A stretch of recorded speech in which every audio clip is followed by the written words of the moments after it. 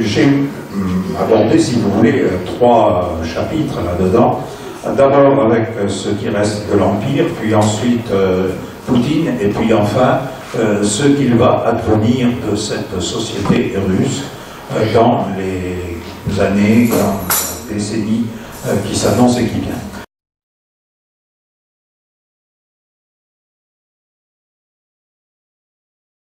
C'est finalement beaucoup d'espace et des ressources. Avec la dislocation de l'URSS, l'URSS a quand même perdu à peu près 5 millions de kilomètres carrés, c'est-à-dire l'équivalent de toute l'Europe de l'Atlantique à l'Oural. Il lui en reste quand même 17 millions de kilomètres carrés, ce qui en fait le plus grand pays de la planète et largement devant les seconds qui se contentent de 9 millions et quelques kilomètres carrés, donc le double du double là-dedans. Ceci dit, elle se retrouve avec un étalement sur l'arc de cercle en 11 fuseaux horaires. J'ai repris sur cette carte ces limites qui sont, pour celle-là, la limite d'un pergélisol permanent de plusieurs centaines de mètres d'épaisseur. Je m'explique. Dans la mesure au cours du Quaternaire, pendant pratiquement 2 à 3 millions d'années, la zone sibérienne a été englacée, couverte d'une calotte, etc. L'onde thermique de froid a pénétré très loin en profondeur, jusqu'à quelquefois 600-700 mètres de profondeur. Un pergélisol, là aussi, donc dans tout le reste, vous voyez, pratiquement les 2 tiers de la Sibérie, un pergélisol un peu moins épais, de l'ordre de quelques dizaines à une centaine, 100-150 mètres de profondeur, mais qui là aussi pose les mêmes problèmes d'équipement. La vacherie de ces pergélisols, c'est que pendant l'été, il fait très chaud, enfin il fait chaud dans la Sibérie, vous y allez en t-shirt, hein, n'allez pas en Sibérie en été en pensant que vous allez avoir froid. Vous aurez chaud, vous aurez des moustiques, mais le résultat, c'est que le sol, l'eau fond en surface, mais elle ne peut pas s'infiltrer en profondeur à cause de ce pergélisol.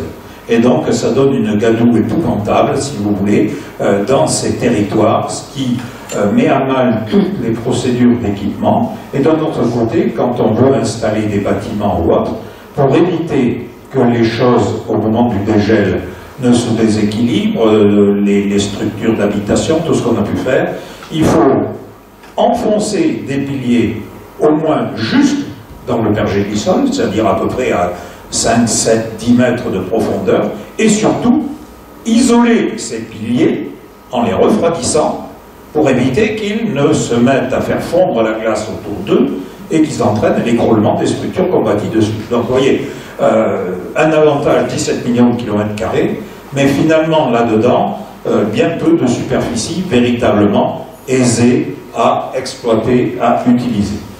Deuxième grand caractère, si vous voulez, de cette dislocation de l'Empire, c'est la population, qui est de l'ordre de 145 millions d'habitants à l'heure actuelle, 146 si on rajoute les 2 millions entre parenthèses, c'est la population de la Crimée, qui est désormais décomptée à l'intérieur des statistiques de la population russe.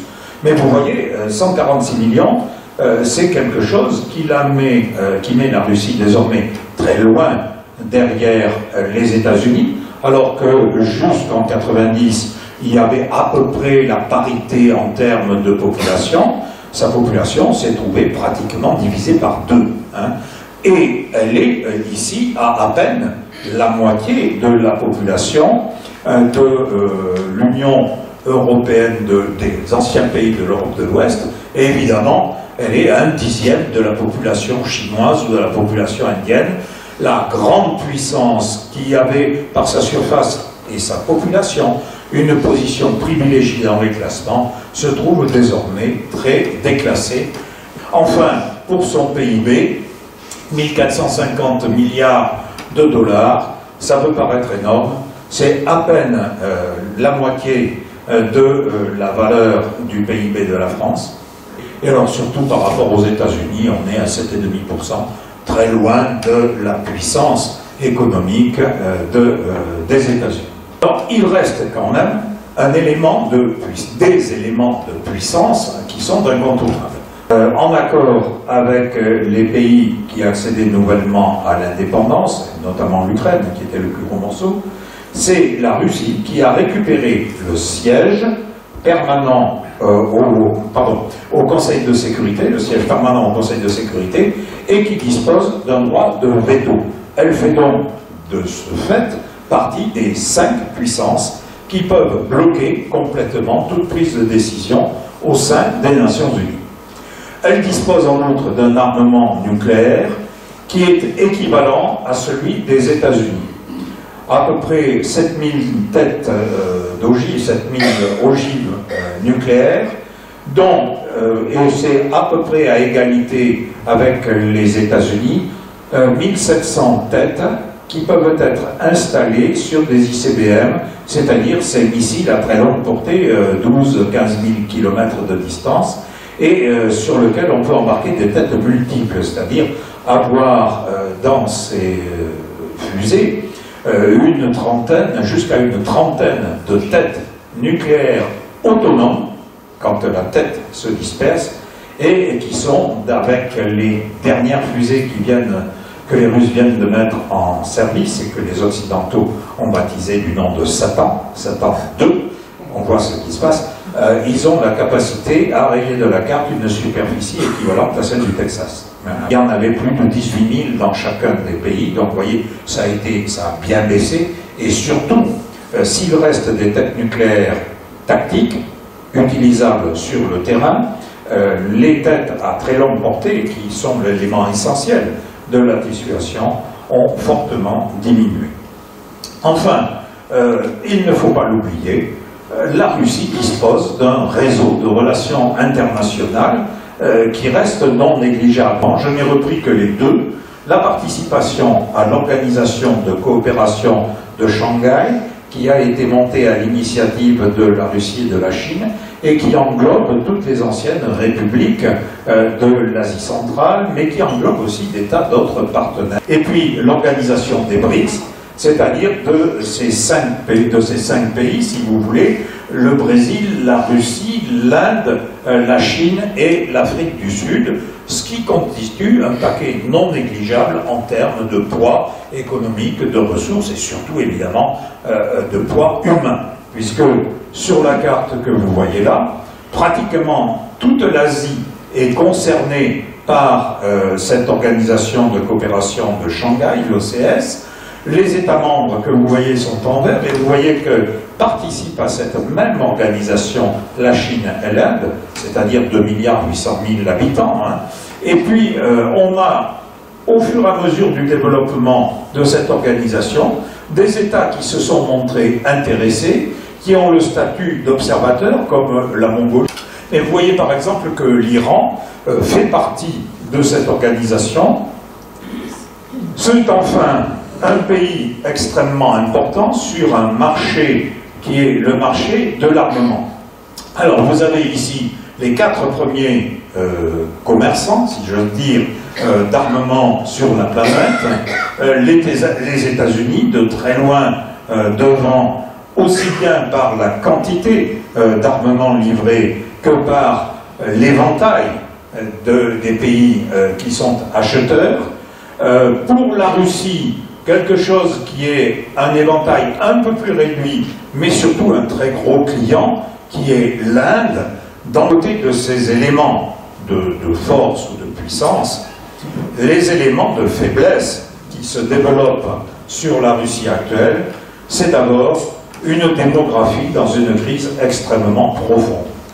Elle a connu un effondrement complet dans la période immédiate de post-soviétique, passant de 293 millions d'habitants à 146, alors à 149 en 1992, et vous l'avez vu, 146 seulement aujourd'hui. Ce qui veut dire qu'en l'espace de presque une trentaine d'années, la population a continué à diminuer sur le territoire de la Russie.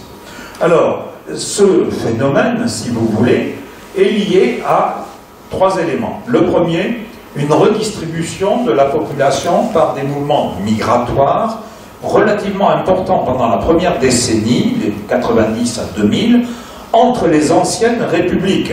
Les Russes dans les pays baltes qui ont rejoint la Russie, les Baltes qui ont rejoint les États baltes, les Ouzbeks qui sont rentrés chez eux. Il y a eu, si vous voulez, tout un chassé-croisé qui s'est développé. Et comme à l'intérieur de l'Union, il n'y avait pas de problème de passeport ou quoi que ce soit, beaucoup de migrants des territoires qui étaient associés dans le cadre de la Fédération soviétique sont rentrés chez eux. Donc on fait perdre une partie importante de la population russe qui n'a pas été compensée par le retour des Russes qui avaient été relativement peu à migrer sur les territoires entre guillemets ex-coloniaux de l'Empire tsariste, préférant nettement le confort et les équipements de la Russie européenne à l'aventure exotique dans les territoires coloniaux de l'ex-empire.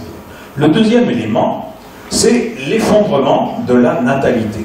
Alors que le taux de natalité était de l'ordre de 2,3 encore en 87 et qu'il était supérieur de toute façon à 2,5 pendant toute la période des années 70 à 85, on va se retrouver avec un effondrement complet à 1,3 enfants par femme sur la décennie 2000-2010.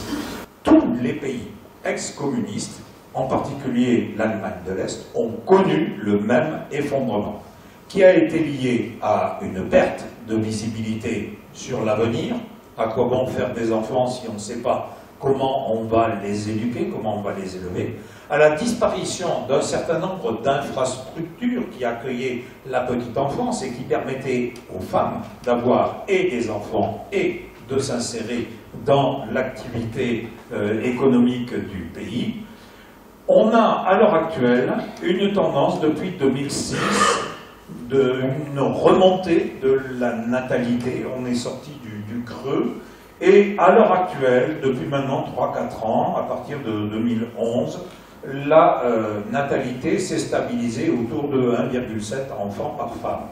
Comme vous le savez, c'est insuffisant pour maintenir le niveau de population d'un pays. On estime qu'il faut à peu près 2 enfants par femme.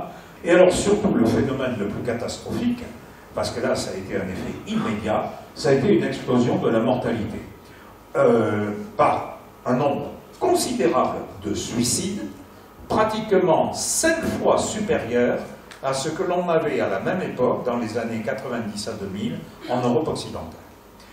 Et qui touchait principalement les hommes, et les hommes de l'ordre de 30 à 50 ans. Ce n'étaient pas les plus vieux qui se suicidaient. Les homicides, qui se sont développés dans des proportions considérables que le pays ne connaissait pas, qui était réputé jusque-là pour être un pays d'une grande sécurité, sûreté. En tout cas, pour les touristes, ils ont pu s'en rendre compte à ce moment-là. Et ce qui fait que l'espérance de vie des hommes, qui avait atteint à peu près 70 ans à la fin de la période des années 80, est repassée en dessous de la barre des 60 ans pendant une période, jusqu'en 2006, pendant une période d'une quinzaine d'années. Donc ça commence à l'heure actuelle à s'améliorer, mais l'espérance de vie reste très faible. À travers l'espérance de vie, évidemment, qu'est-ce que cela signale? Un très mauvais équipement sanitaire du pays. Cet espace russe, dont vous avez vu l'immensité, est un espace très sous-peuplé, 144 millions d'habitants pour 17 millions de kilomètres carrés, donc 2 fois la population française, mais quelque chose qui est 20 fois la superficie de la France. Donc les 3/4 des Russes vivent dans des villes, et plus de 30% d'entre eux dans des villes de plus de 1 million d'habitants. Donc vous voyez l'énorme patate que constitue Moscou, puisqu'effectivement, avec la dizaine de millions d'habitants qu'elle concentre, elle représente un quinzième de la population russe.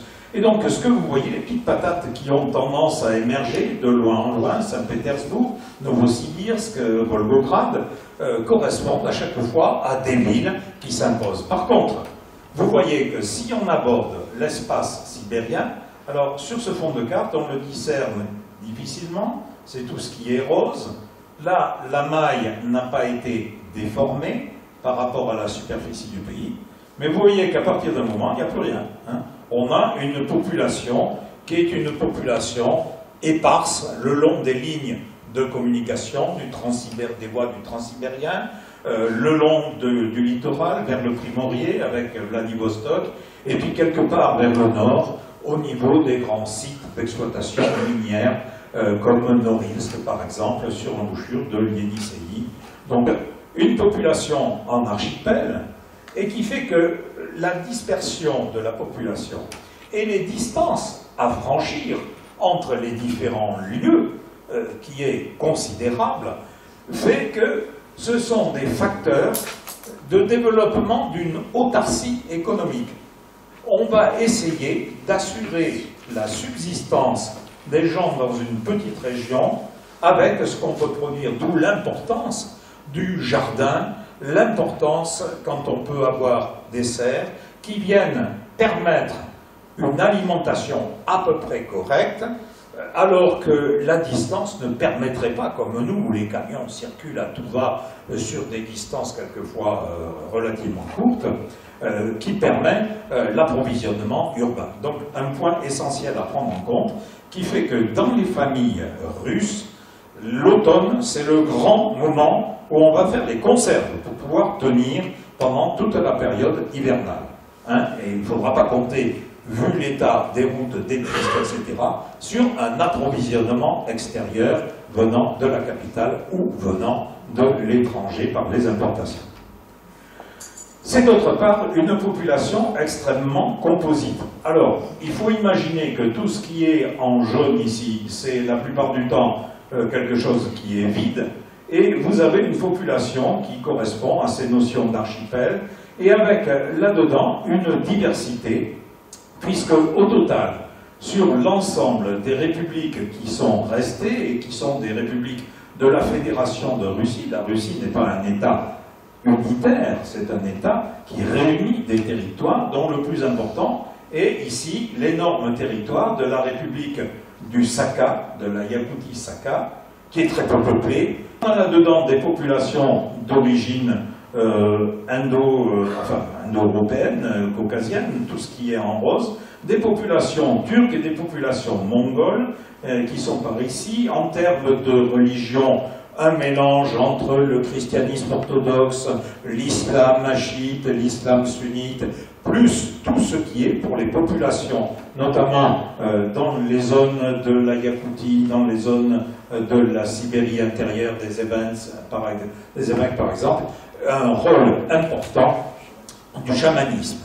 Et une réapparition relativement récente du bouddhisme, puisqu'il faut bien s'imaginer qu'encore au XVIIe siècle, toutes ces régions, ici au-delà du lac Baïkal, jusqu'au-delà du fleuve Amour, tout ça faisait partie de l'espace du lamaïsme tibétain, qui nous permet de comprendre sur cette diversité comment peut se développer le règne de Poutine. Poutine, qui naît en 1952, et que j'ai intitulé ici comme second couteau.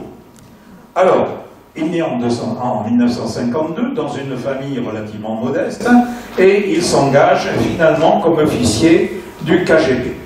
Il débute dans cette fonction à Leningrad et son premier rôle est en fait d'organiser une police politique à Leningrad pendant la période soviétique, c'est-à-dire pendant les années 80. Donc encore, l'URSS n'est pas disloquée, à rechercher les éléments anti-soviétiques. Donc poursuivre en quelque sorte les opposants, traquer les opposants.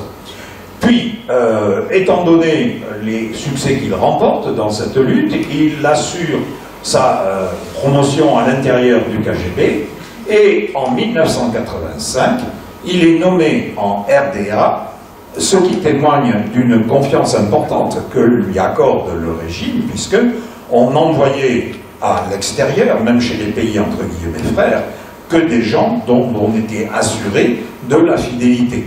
Donc vous le voyez, c'est à la fois une promotion, mais en même temps ça révèle la confiance qu'on lui fait.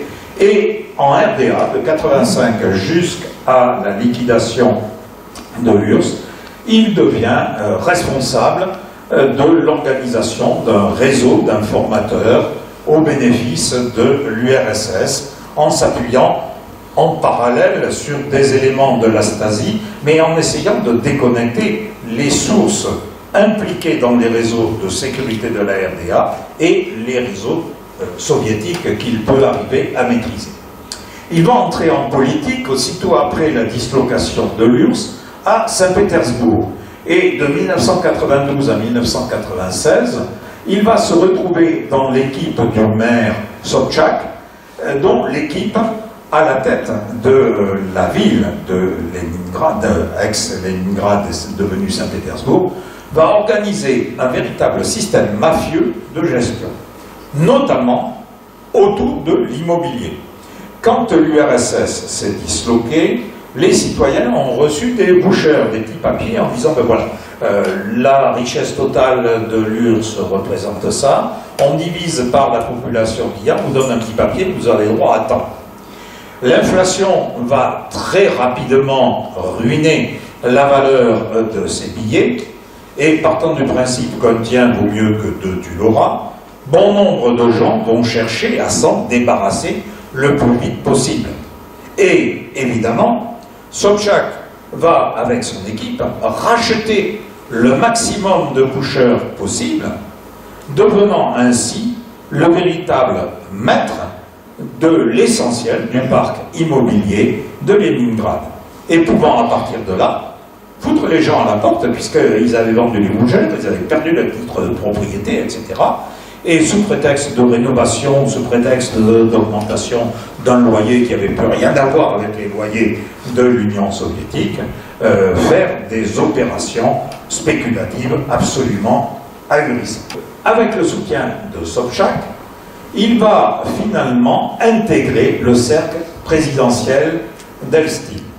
Et ici, avec le soutien d'un personnage absolument flamboyant qui est en fait derrière la marionnette que représente Eltsine et qui va être le personnage qui est au cœur des opérations de pillage et d'accaparement des ressources de l'URSS, et qui va être Berezovsky, qui va récupérer la totalité pratiquement des gisements pétroliers.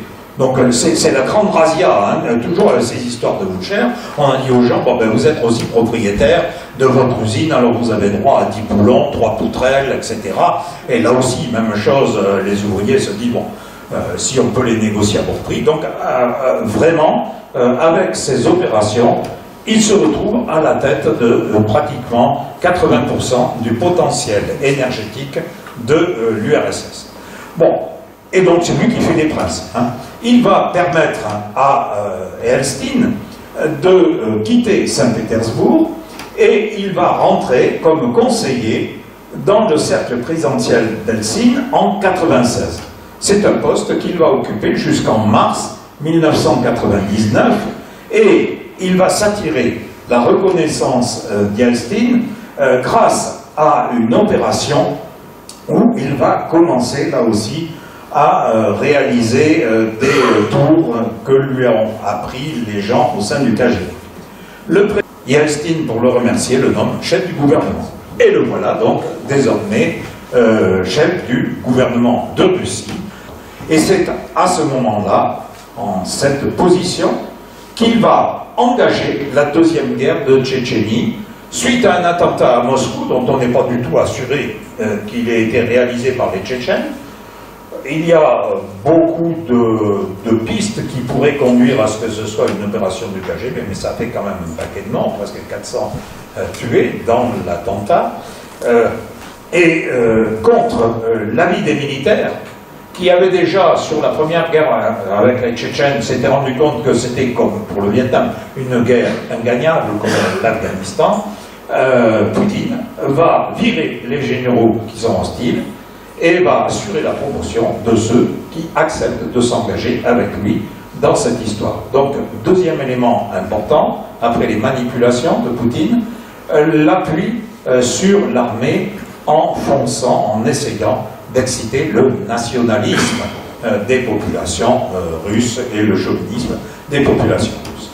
Enfin, lorsque Eltsine paraît véritablement trop diminué, diminué, il est rongé par l'alcool, il n'arrive plus à trouver les portes pour sortir du Kremlin, etc. C'est vraiment une catastrophe quand vous revoyez des documents de l'époque, notamment dans les rencontres internationales, que finalement Yeltsin est poussé à la démission et Poutine devient, comme chef du gouvernement, devient président à titre temporaire de la Russie. Et évidemment, ça prépare sa candidature officielle qui a lieu au mois de mars 2000, et là, il est élu triomphalement comme président à travers cette idée, enfin quelqu'un de jeune, enfin quelqu'un qui ne boit pas, enfin quelqu'un qui a du tonus, du gna, qui ne s'est pas laissé faire par les Tchétchènes, donc c'est quelqu'un qui doit pouvoir remettre en place l'image de la Russie.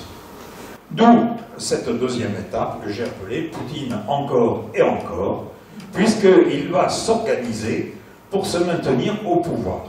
Élu donc en 2000 pour un mandat de 4 ans, il est réélu en 2004 avec 71% des suffrages et finalement, au terme de ce mandat en 2008, il doit démissionner. La Constitution interdit de faire plus de 2 mandats.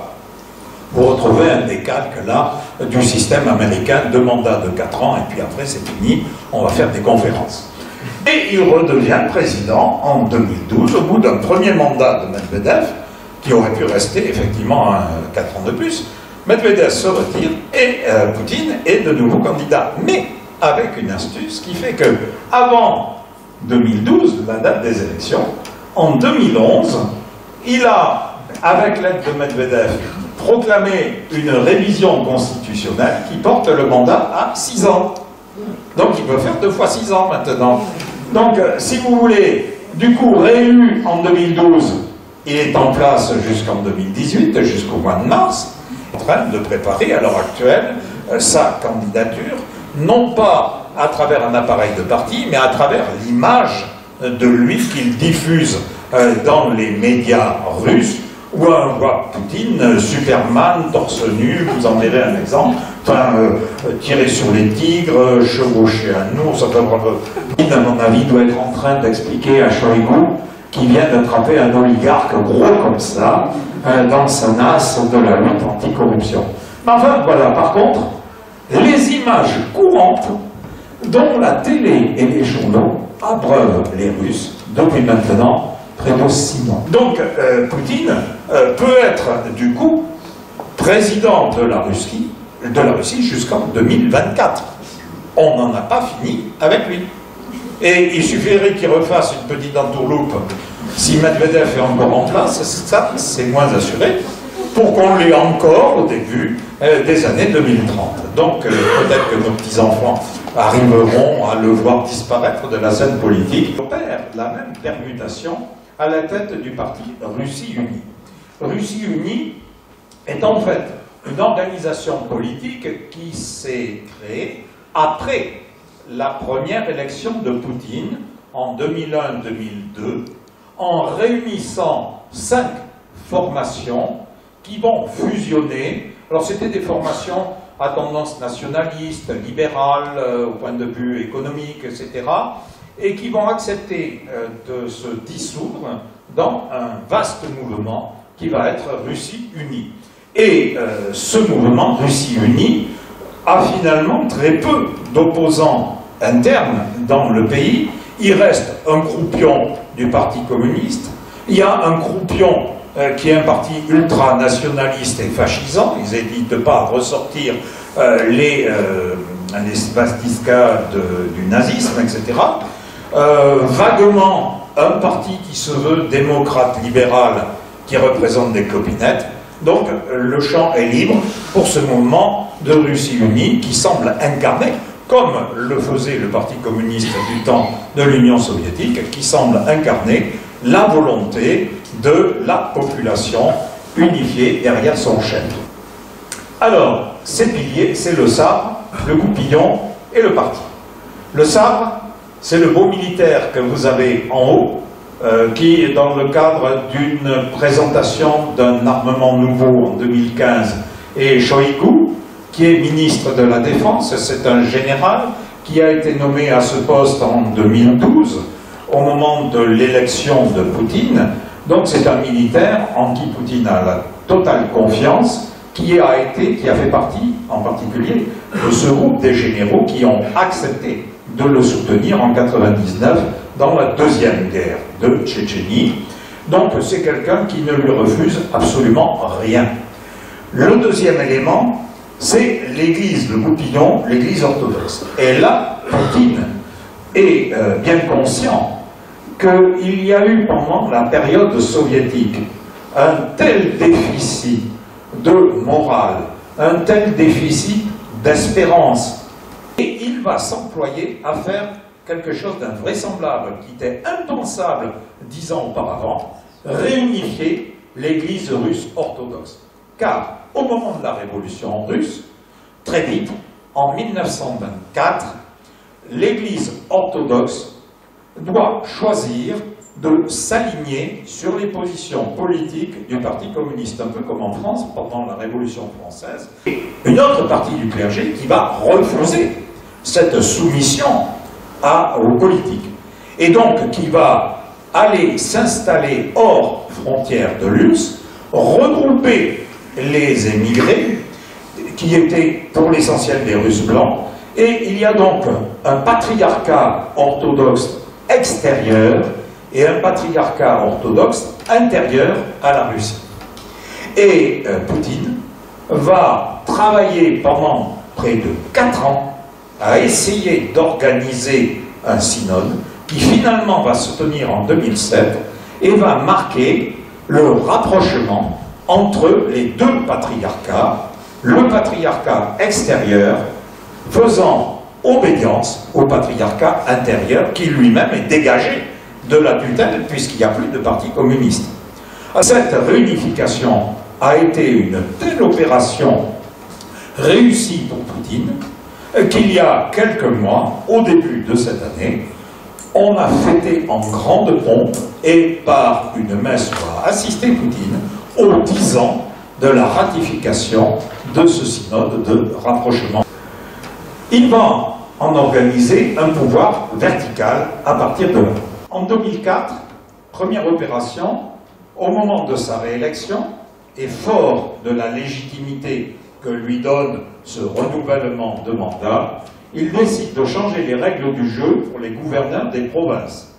Les gouverneurs ne seront plus élus, mais ils seront nommés directement par le président, même pas par le gouvernement, mais directement par le président, c'est-à-dire par lui, Poutine. En 2012, on revient à un système d'élection. Alors on pourrait se dire, ah ben ça y est, la démocratie progresse, voilà quelque chose de positif. En réalité, la prise de contrôle dans les provinces de l'administration, des structures politiques, des structures économiques a été tellement bien réalisée et verrouillée qu'on peut, sans risque, faire voter les gens qui ne vont plus avoir qu'à cautionner des candidatures qui sont en fait des candidatures officielles proposées par le parti. Donc ça a un peu l'allure de la démocratie, mais ça n'en a pas du tout le fonctionnement ni le. Le deuxième élément de cette réalité du pouvoir qui s'impose sur la Russie, c'est les siloviki. Les siloviki, c'est un terme un peu vulgaire qui regroupe toutes les forces politiques. On dirait, quand on parlait des policiers en France, la maison Poulaga. Hein, ça a à peu près ce type de connotation. Et qui sont l'expression de la coordination du ministère de l'Intérieur, de l'armée et du FSB, c'est-à-dire du système de sécurité intérieure de la Russie. Et ce qui est le plus important là-dedans, c'est que le pouvoir judiciaire leur est inféodé. C'est-à-dire que la séparation des pouvoirs, que l'on considère depuis Montesquieu comme un des éléments essentiels du fonctionnement de la démocratie, n'est absolument pas assurée de ce. On a créé un comité d'enquête pour étudier les délits économiques. En 2009, les vols, les pillages, la corruption, les détournements de fonds publics ont pris une telle ampleur que l'opinion en a ras-le-bol et il faut faire quelque chose. On crée donc ce comité d'enquête en 2009 qui est simplement lié à des enquêtes de délits économiques. Mais en 2011, il va d'autorité élargir son champ d'investigation et finalement, il étend son contrôle à toute forme d'opposition, étant sous-entendu que toute opposition a une connotation politique. Il ne rend même plus compte au système judiciaire, bien qu'il soit inféodé au pouvoir, il n'a de compte à rendre qu'au chef de l'État, c'est-à-dire à Poutine. Enfin, en 2013, l'agence de presse officielle Novosti va se retrouver mise en dissolution.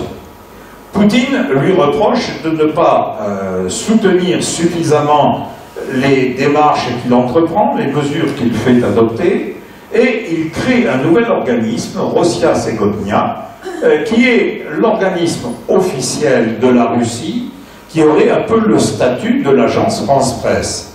Sauf que les nominations au sein de Rossia Segodnia dépendent directement du pouvoir, du gouvernement, avec l'accord de Poutine, qui a permis d'opérer une énorme purge au sein des milieux journalistiques russes.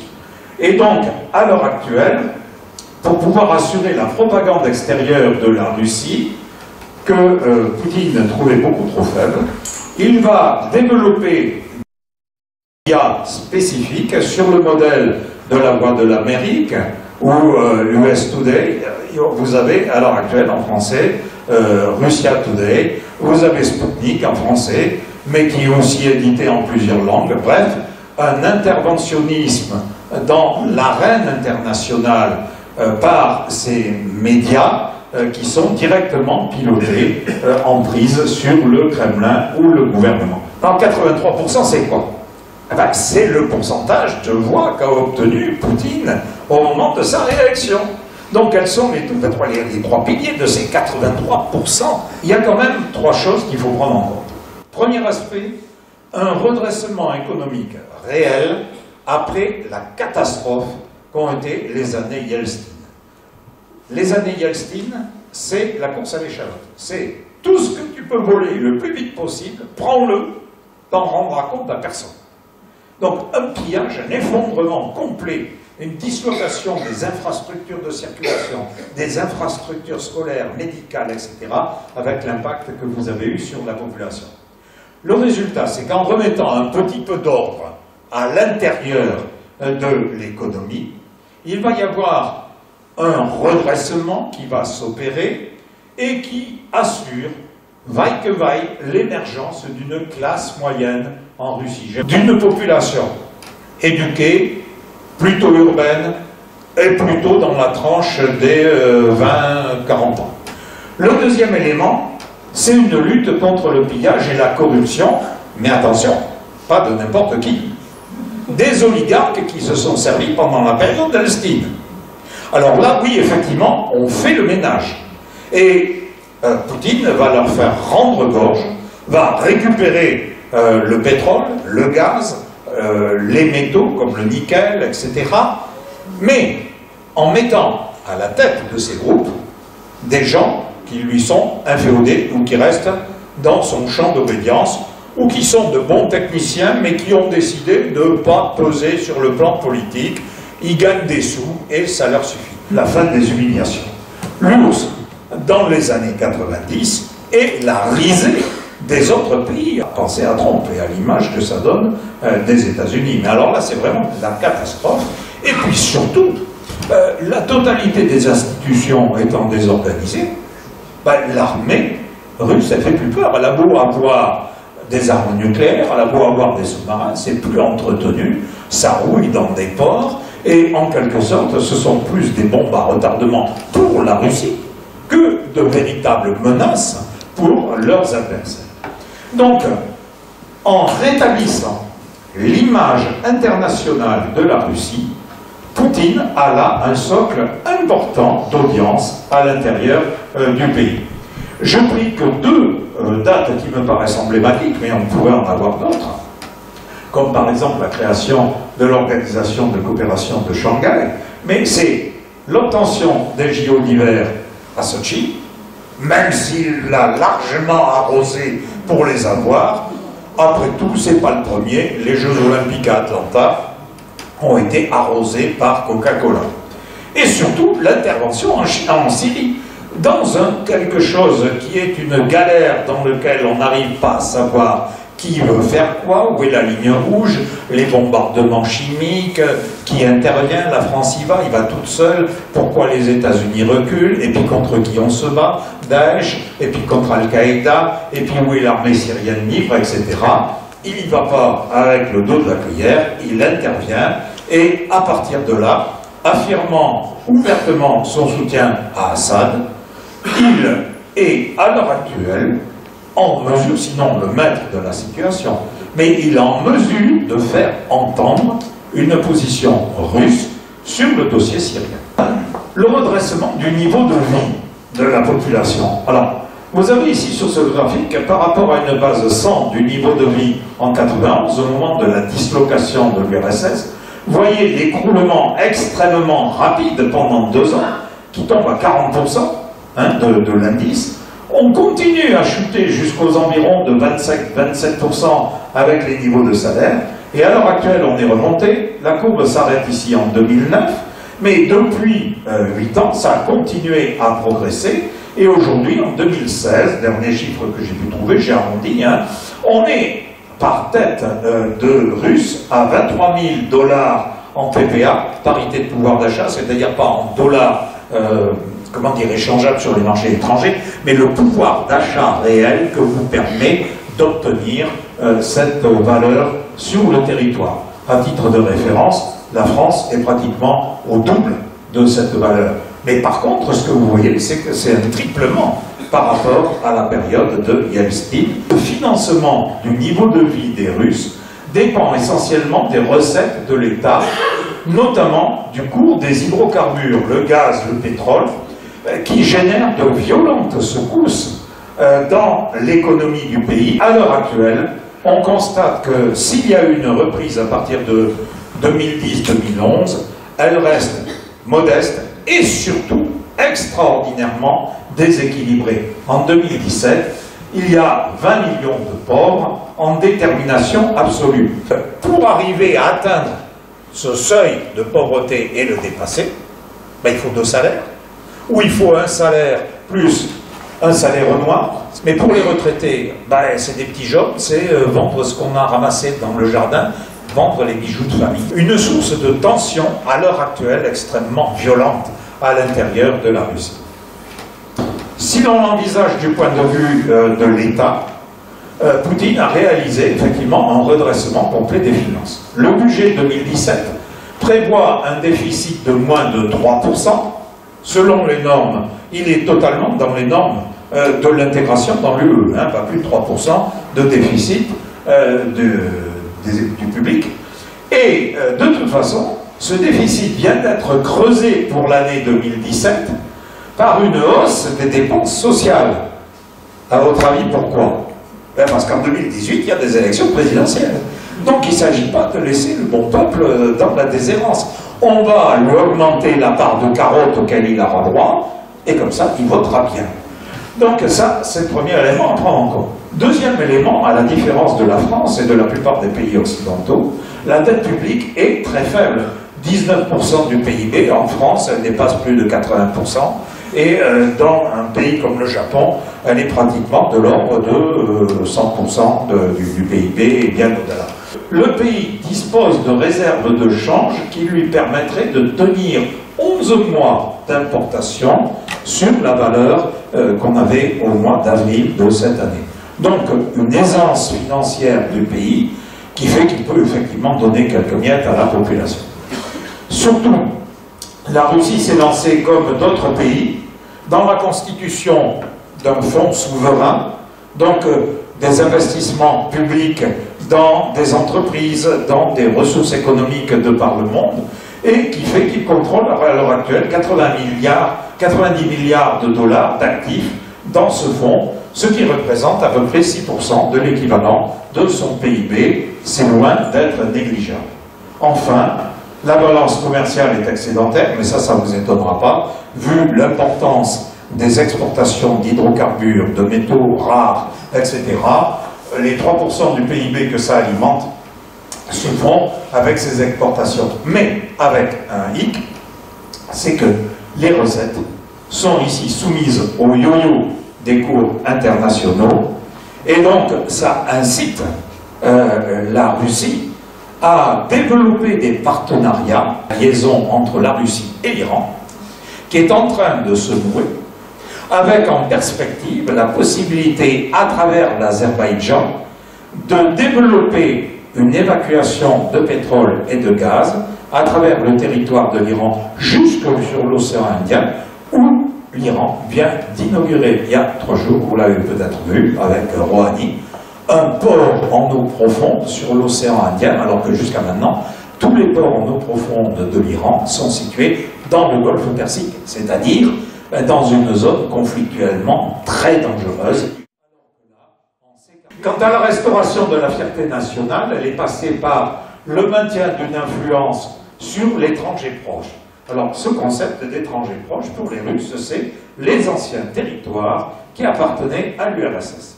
Et ils estiment que cet étranger proche est leur domaine de sécurité, leur espace de sécurité, et qu'on ne peut pas laisser y faire n'importe quoi. D'où un interventionnisme tous azimuts.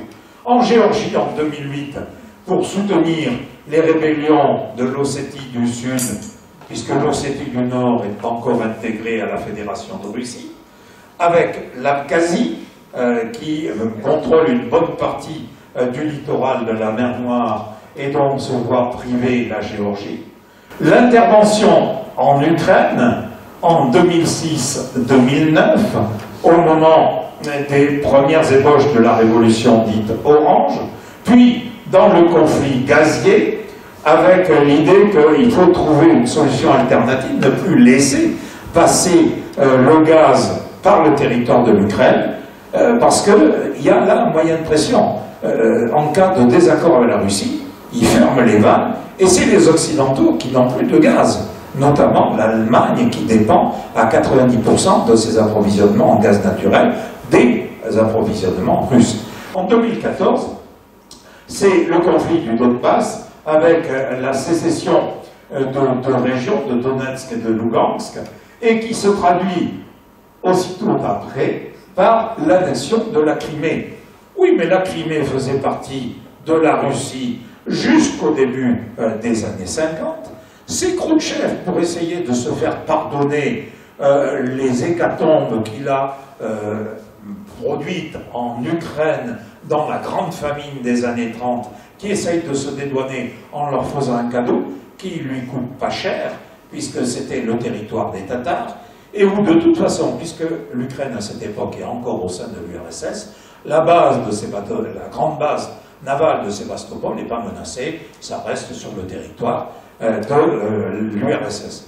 Avec l'indépendance ukrainienne, la Russie, même si elle a obtenu des garanties pour pouvoir utiliser la base de Sébastopol, trouve que le plus simple, c'est de prendre directement le contrôle de la Crimée et d'effacer le cadeau qu'avait fait Khrouchtchev il y a une cinquantaine d'années. Les Ukrainiens ne sont pas d'accord évidemment avec tout ça, ils disent ah non, c'est à nous. Imaginez un peu les débats qu'on a pu avoir avec l'Allemagne autour de l'Alsace-Lorraine. Pour avoir un moyen d'accès totalement autonome, les Russes sont en train de construire ici un pont au-dessus du détroit de Kerch en 2016, avec le soutien technique de la Chine et des Pays-Bas, avec les voies ferrées qui sont en dessous, les voies autoroutières au-dessus, et qui lui permet d'accéder directement à la Crimée en fermant, en verrouillant la Crimée par rapport à l'Ukraine sur ces deux points. Et cette arche centrale qui permettra une liaison directe et une intervention rapide en Crimée en cas de tension ou de conflit. L'intervention en Syrie en 2015, j'en ai parlé, mais surtout avec ce qu'on appelle le processus d'Astana, qui fait que la Russie s'est attribuée une position d'arbitre dans ce processus de recherche d'une paix en Syrie. Elle a réuni autour de la Turquie et de l'Iran, dans quelque chose qui se tient au Kazakhstan, la capitale du Kazakhstan, des réunions avec les parties prenantes de l'opposition. Par rapport au processus qui a lieu à Genève, la Russie dispose d'une carte maîtresse pour accélérer ou bloquer le processus de négociation directement à Genève. Et enfin, en entreprenant la modernisation de la force nucléaire avec une professionnalisation de l'armée en contrepoint des avancées de l'OTAN depuis 2007 sur les territoires qui ont récemment échappé à l'URSS, la Pologne, les États baltes, etc., et y compris, et ça c'est un gros point d'achoppement, l'Ukraine qui souhaiterait se trouver intégrée à l'OTAN. Ça nous amène au problème de l'émergence difficile d'une société civile en Russie. Un village classique, comme il en existe des milliers, des dizaines de milliers, avec finalement une situation d'ISBA, une piste pour le desservir, pas de magasin, pas d'école, la chapelle est fermée, quelques maisons qui ont été reprises en résidence secondaire, celles qui sont les mieux entretenues, et la route goudronnée à 50 km de là. Depuis 1991, un quart des villages russes ont été abandonnés. Du coup, le problème qui se pose pour la société civile, c'est la démocratie qui leur apparaît comme un concept étrange. Avec, pour eux, démocratie qui a été associée à la période d'Elstine. C'est-à-dire à une période de pillage, et donc ils n'ont pas envie de revenir à cette période-là, donc ils n'ont pas envie de la démocratie. La démocratie, comme on l'a présenté pendant 10 ans, ça, ils n'en veulent plus du tout. Et ils l'associent à la figure de Gorbatchev, en le rendant responsable de la disparition de la puissance de l'URSS, et au pillage des ressources du pays par Yeltsin. Donc, deuxième élément, le rejet de l'arrogance occidentale, qui, pendant la décennie Yeltsin, ont fait ce qu'ils ont voulu avec la Russie. Après, pendant les années 2000-2010, malgré les engagements qu'ils avaient pris, ont développé, avancé l'OTAN sur les territoires du proche étranger, et surtout, qui se payent des grossièretés, comme par exemple le fait qu'à l'occasion du 70e anniversaire de la victoire de 1945, aucun dirigeant occidental qui avait été invité pour ces commémorations ne se déplaçait. Argument, ah oui, mais vous êtes sous boycott, donc on ne vient pas chez vous, on ne vient pas au pouvoir. Alors ça ne fait pas tellement à la population. Un autre élément, c'est la préférence pour le fou.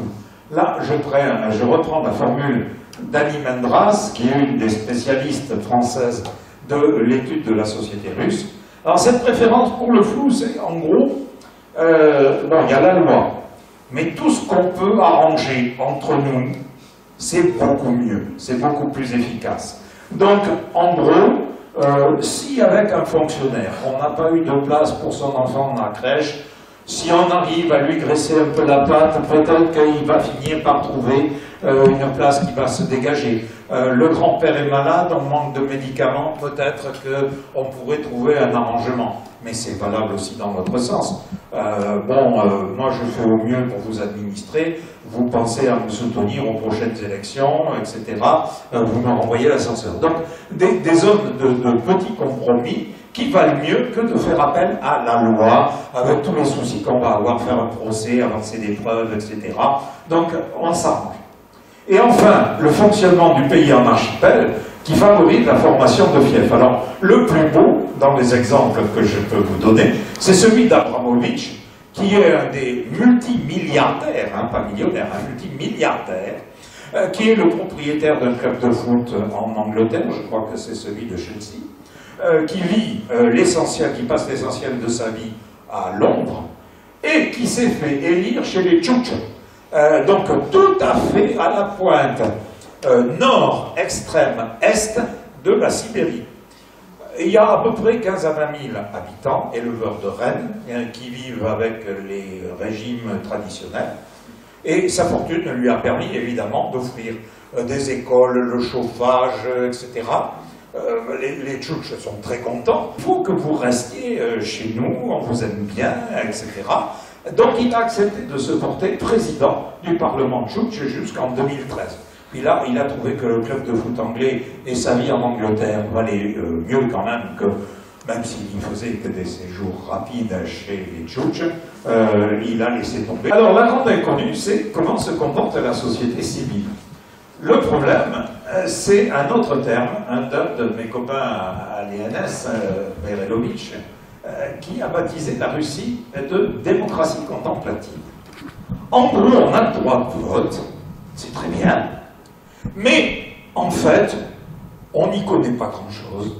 Le pays est tellement vaste, il y a des tas de clivages entre les nationalités, les choses comme ça, dans les zones climatiques. On ne comprend pas bien tous les problèmes, laissons faire les chefs et on vote pour eux quand ils nous paraissent suffisamment éclairés. On va aux urnes et puis on regarde ce qui se passe. La pire menace, c'est l'abstention, c'est que les gens estiment que ça ne vaut pas le coup d'aller voter, soit parce qu'ils estiment que les jeux sont faits, soit parce qu'alors ils sont contre, mais comme ils n'ont pas les moyens d'exprimer leur opposition dans des structures politiques qui soient installées, eh bien, ils s'abstiennent.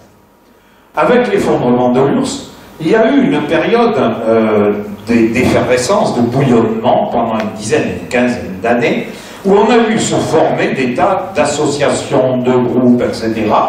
Mais comme ils n'avaient aucune idée de comment faire fonctionner une association indépendante d'un parti, du Parti communiste, les syndicats, les mouvements de jeunesse, tout ça était inféodé, ils ne savaient pas faire.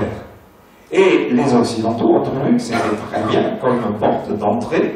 Et donc, par l'intermédiaire de fondations, sont intervenus pour financer, organiser, encadrer, former, éduquer en quelque sorte les cadres de ces associations. Ce qui fait qu'aujourd'hui, la société civile russe reste totalement limitée dans la mesure où on considère encore, au nom de cette préférence pour le flou, qu'il vaut mieux s'appuyer sur le cercle des amis ou des connaissances afin de résoudre les problèmes au quotidien. Avoir l'idée qu'il pourrait y avoir un système de sécurité sociale, qu'il pourrait y avoir un système de protection policière pour l'ensemble des citoyens, qu'on pourrait faire appel à un juge en cas où on s'estimerait lésé, ça paraît quelque chose de beaucoup trop lointain. Et c'est ce qui alimente au jour le jour une petite corruption où finalement le pot de vin pour les petits fonctionnaires vient remplacer le droit et complète agréablement les niveaux de salaire dont je... Les manifestations en 2011 contre la fraude électorale.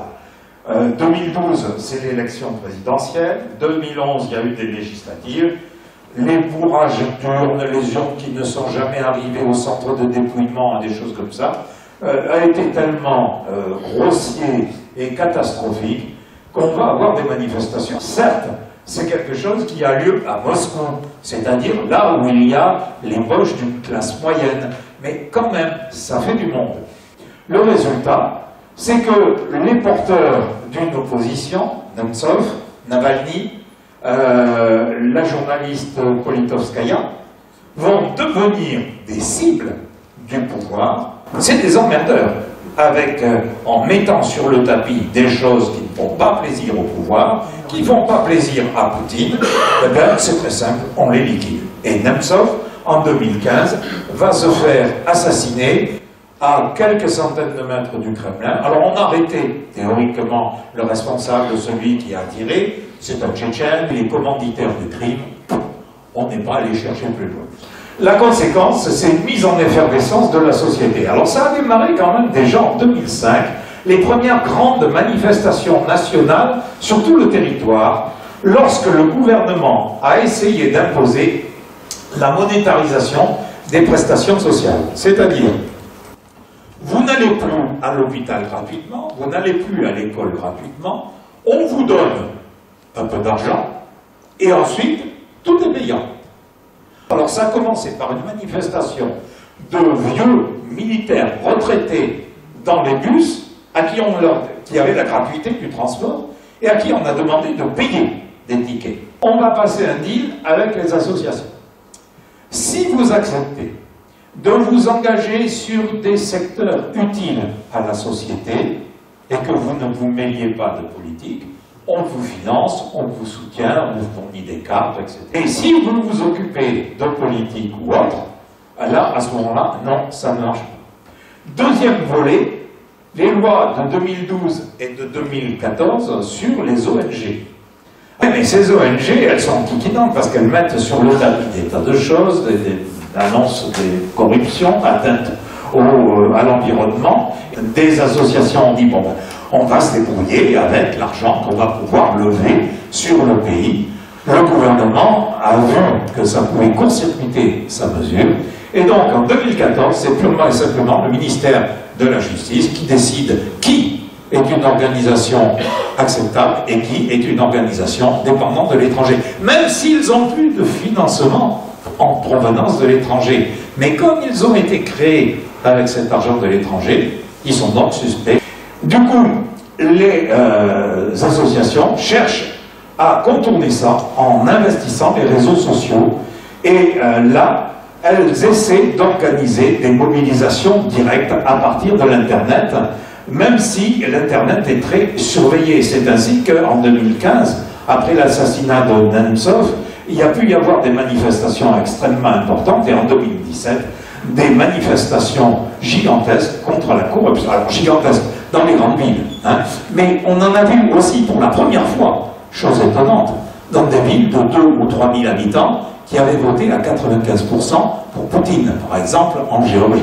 Grâce à ces réseaux, les Panama Papers ont eu finalement de l'audience et on a découvert que l'entourage de Poutine bénéficiait d'avoir planqué dans des paradis fiscaux, en particulier Medvedev.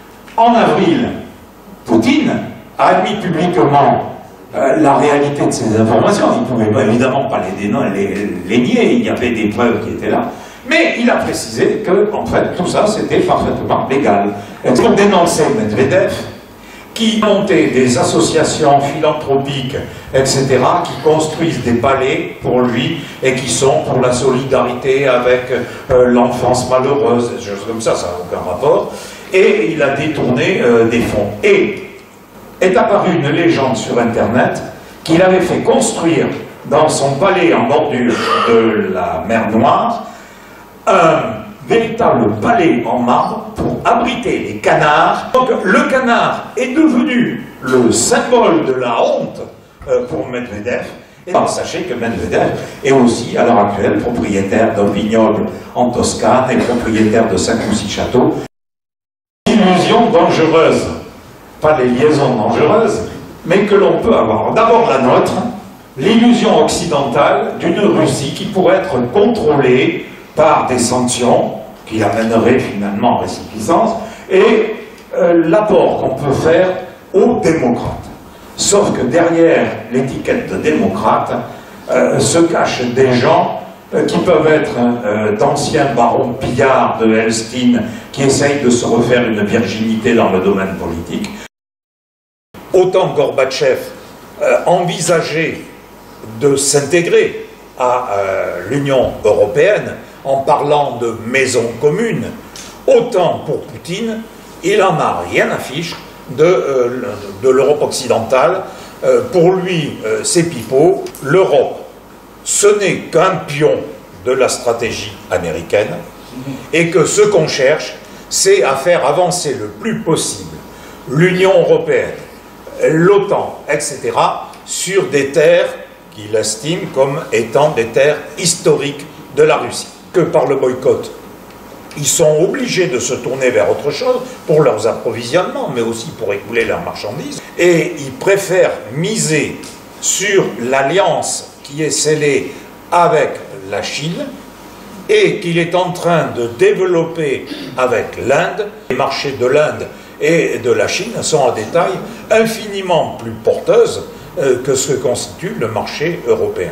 Deuxième élément, c'est l'illusion, cette fois-ci, des Russes, et notamment de Poutine, d'un retour à la puissance avec l'armement atomique modernisé, et notamment avec cette idée d'acquérir la capacité de frappe en premier.